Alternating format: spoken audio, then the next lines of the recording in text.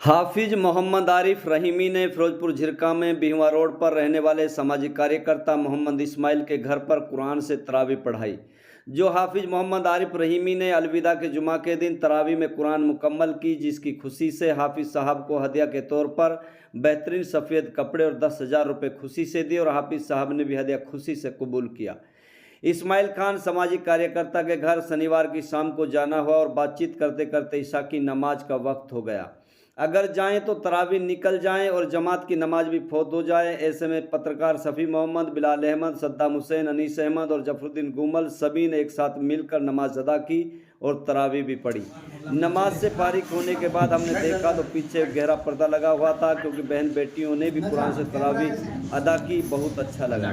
इस मौके पर इस्माइल भाई ने हमारे पत्रकार साथियों का इकराम करते हुए हाफिज साहब की विदाई के कपड़े और 10,000 रुपये हमारे हाथों से दिलवाए। हाफिज साहब ने खुश होकर लिए। इमाम साहब सब्र करते हैं और अल्लाह ताला उसको उसी में बरकत फरमाते हैं। उस मौके पर हाफिज साहब से ईद की नमाज का वक्त और उसकी फजीलत के बारे में जाना। आइए सुनवाते हैं क्या कह रहे हैं हाफिज मोहम्मद आरिफ रहीमी। नमाज का क्या टाइम है और किस समय नमाज अदा होगी? जी, अस्सलाम वालेकुम वरहमतुल्लाहि वबरकातुहू। मैं फिरोजपुर झिरका से मोहम्मद आरिफ रहीमी। हमारे फिरोजपुर झिरका में नई ईदगाह में 9 बजे का टाइम है नमाज का, पुरानी ईदगाह में 9:30 का टाइम है। तो ईद की क्या फजीलत है? ईद के बारे में क्या लोगों को संदेश जाना चाहिए? जी, ईद की फजीलत रब कायनात की तरफ से पूरी उम्मत मुस्लिमा के लिए, पूरे मुसलमान भाइयों के लिए और मोमिनीन और मोमिनात के लिए, सबके लिए बार अल्लाह रब्बुल आलमीन अल्लाह तबारक व तआला की तरफ से इनाम का दिन है और ख़ुशी का दिन है। मज़हब इस्लाम में ईद बहुत बड़ी एक खुशी का त्यौहार है जो उम्मत मुस्लिमा के लिए फ़ख्र से मनाया जाता है, बड़े धूमधाम से मनाया जाता है। और पूरे उम्मत मुस्लिमा इस माह मुक़द्दस के बाबरकत महीने में अल्लाह रब्बुल आलमीन की अताअत और बंदगी के साथ ज़िंदगी गुजारने के बाद जो नमाज ईदगाह में दुकाना के साथ बाजमात अदा करती है, उसकी बड़ी फजीलत आई है। वो इनाम का दिन है और इकराम का दिन है। एक महीने जो अल्लाह रब्बुल आलमीन की तरफ से खुदावंद रब कायनात के हुक्म की तामील करते हुए, अताअत करते हुए बंदे ने जो एक महीना माह मुक़द्दस रमज़ान गुजारा है, उसकी इनाम और इकराम देने के लिए रब कायनात बारगाह अदालत में ईद की नमाज के लिए बुलाते हैं। और ये इसकी फजीलत है कि अल्लाह रब्बुल आलमीन लोगों ने रमज़ान रखे हैं और पूरे 30 दिन रमज़ान के महीना जो है पूरा माह रमज़ान निकल चुका है। इसमें क्या लोगों ने जिस तरह से एक संदेश जाता है रमज़ान का, तो उसके बारे में क्या? देखो जी जनाब, बात यह है कि रमज़ान माह मुक़द्दस बाबरकत महीना, इसकी बड़ी बड़ी फजीलत है।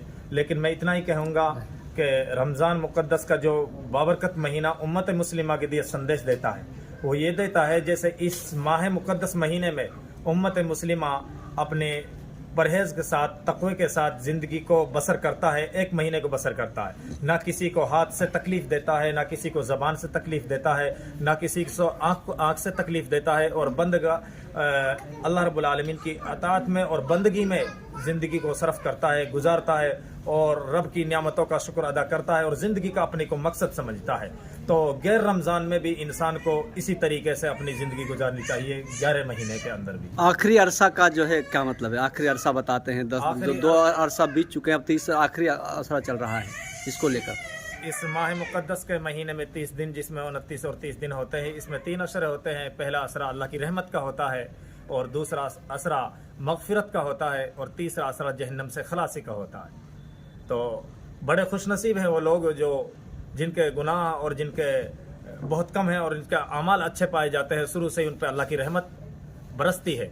और फिर कुछ लोग बाग ऐसे हैं कि जिनके बाद कुछ रहमत से धुलने के बाद, कुछ रहमत बरसने के बाद फिर अल्लाह की रहमत सकीना में का नाम है, वो इनाम और इकरामात में शुमार होते हैं। तो तीसरे लोग वो है जो रहमत से धुलते हैं और दूसरे में मग़फ़िरत की भी दुआ करते हैं। तीसरे महीने में जहन्नम से जो खलासी का महीना आता है, उसमें जहन्नम से खलासी की दुआ मांगते हैं और अल्लाह रब्बुल आलमीन से जन्नत तलब करते हैं और जहन्नम से माफ़ी मांगते हैं और मग़फ़िरत चाहते हैं। और उनको इस 29वीं रात में मग़फ़िरत की का नाम है اس آخری مہینے میں مغفرت کا اللہ رب العالمین کی طرف سے بڑے وعدے ہیں، اور وہ یقین رکھتا ہے بارگاہ رسالت پہ، بارگاہ خداوندی پہ کہ میری مغفرت، میرا رب مجھے مغفرت فرما دے گا، اور میں انشاءاللہ میرا رب مجھ سے راضی ہو جائے گا۔ ہر افطاری کے بعد بتایا جاتا ہے کہ 10 لاکھ لوگ جہنم سے جو ہے آزاد کیے جاتے ہیں۔ جی جی جی جی تو اس کے بارے میں ہاں، ہر افطاری کے بعد بتایا جاتا ہے کہ رب کائنات افطاری کے وقت ہر دن 10 لاکھ لوگوں کو جہنم سے خلاصی فرماتے ہیں، آزاد فرماتے ہیں، بری فرماتے ہیں۔ آخری 29ویں رات میں، 29واں رمضان میں یا 30واں رمضان میں ہر دن 10 لاکھ فرماتے ہیں، لہٰذا جتنے بھی آخری رات تک ہو گئے سب کو ملا کر پورے مہینے کے اس آخری افطاری میں اللہ رب العالمین جہنم سے خلاصی فرماتا ہے۔ لوگ تراویحوں کے جب تراویح ہوتی ہیں تو لوگ قرآن پڑھتے ہیں، بڑے شوق سے قرآن پڑھتے ہیں، تو اس کو کیسا آپ؟ ہاں جی، قرآن شریف کی بڑی فضیلت ہے، اور قرآن شریف کے ساتھ 20 رکعت نماز تراویح سنت موقدہ جیسے کہ پورا امت مسلمہ باجماعت ادا کرتی ہے، اس کے بارے میں یہ حکم ہے کہ قرآن شریف امت مسلمہ کے لیے کم سے کم ایک تو 11 مہینے میں پوری کرنا سنت ہے، اور ایک اس مہینے کے اندر تراویح پڑھنا سنت موقدہ ہے، اور دوسرا قرآن شریف بھی تراویحوں کے اندر سننا، یہ بھی کہنا ہمارے بڑے صحاباؤں سے اور خلفائے راشدین سے ثابت ہے۔